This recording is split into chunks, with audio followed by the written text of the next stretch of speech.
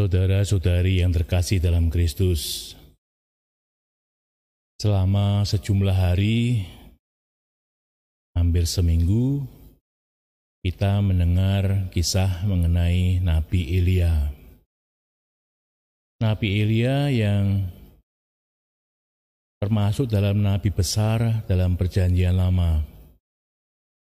Karya-karyanya tadi dikidungkan atau dinyanyikan dalam bacaan yang pertama hari ini. Sebagai nabi yang besar, dia diutus untuk menjadi juru bicara Allah. Demikianlah peran setiap nabi, yaitu menyampaikan apa yang menjadi kehendak Allah, meneguhkan umat, tapi juga memperingatkan agar supaya umat senantiasa setia kepada Yahweh.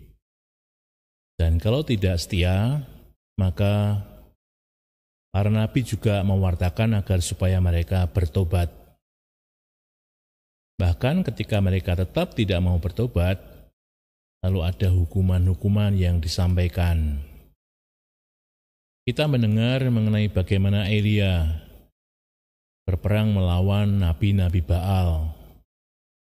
Kita mendengar bagaimana Elia diutus untuk mengurapi Raja Hazael untuk Aram, Raja Yehu untuk Israel, dan juga mengurapi Nabi Elisa. Pendeknya, Nabi Elia sebagai nabi besar dalam Perjanjian Lama memang diagungkan oleh umat Israel. Bahkan dalam Perjanjian Baru masih ditampilkan ketika Yesus memperlihatkan kemuliaannya di Gunung Tabor, maka selain Musa di sana ada juga Nabi Elia.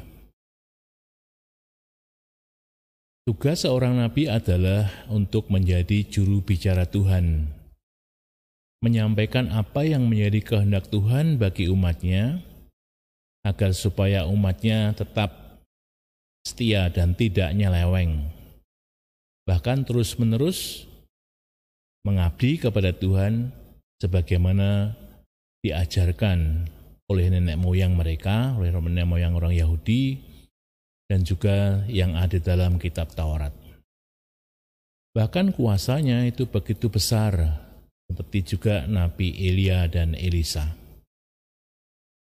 Saudara-saudara yang terkasih dalam Kristus, dalam Perjanjian Baru ditegaskan bahwa Elia yang dijanjikan akan datang kembali sebelum Mesias itu adalah Yohanes Pembaptis yang juga mewartakan pertobatan. Maka karena kita percaya akan datangnya kembali Elia yang diangkat ke surga, maka kita juga percaya bahwa yang datang sesudah Yohanes Pembaptis adalah Sang Mesias, yang kepada kita mengajarkan jalan menuju kepada kemuliaan, bahkan dia adalah Sang Penebus sendiri, menebus dosa dunia. Maka berdasarkan iman kita akan Elia yang sudah datang kembali dan berupa Yohanes Pembaptis, maka kita percaya akan Yesus adalah Sang Mesias. Saudara-saudara yang terkasih dalam Kristus, memang kita tidak harus menjadi seorang nabi yang besar seperti Elia untuk mewartakan apa yang dikehendaki Allah. Tapi melalui apa yang kita terima dari Allah, kita wartakan kepada orang lain, dan itu kita sudah akan membantu banyak orang agar supaya tetap setia kepada Allah, tetap setia kepada Tuhan, dan untuk mendapatkan keselamatan.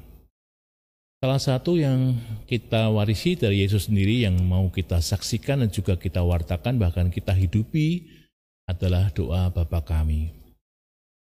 Memang doa Bapa Kami ini doa yang singkat, sebagaimana tadi dalam bacaan Injil kita dengar bahwa Yesus mengajarkan agar supaya orang tidak bertele-tele dalam berdoa, tapi cukuplah singkat karena Tuhan tahu apa yang dibutuhkan oleh orang yang berdoa. Maka berdoalah demikian. Demikian Yesus kemudian mengajarkan doa Bapa Kami yang singkat itu. Kalau itu kita hayati betul-betul, maka kita sungguh-sungguh sudah akan setia kepada Allah sebagai Bapa kita. Kita menggantungkan Dia, dan kita sungguh mohon bantuannya, bahkan kemudian juga agar supaya kita minta tidak dimasukkan di dalam pencobaan. Kata-kata ini sekarang menjadi diskusi, tapi kiranya kita sekalian masih akan menggunakannya sebelum ada perubahan-perubahan yang resmi yang disampaikan oleh gereja lokal di sini, yaitu Indonesia, KWI. Oleh karena itu mari kita seraya mensyukuri panggilan kita menjadi nabi-nabi zaman ini.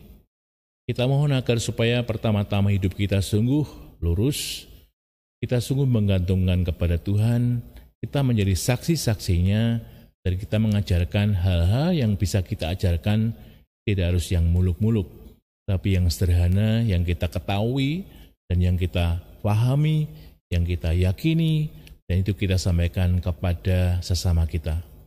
Kalau itu sungguh kita kerjakan dengan baik, maka kita sudah mengambil bagian, mengambil peran bagaimana diambil atau diperankan oleh para nabi dalam perjanjian lama.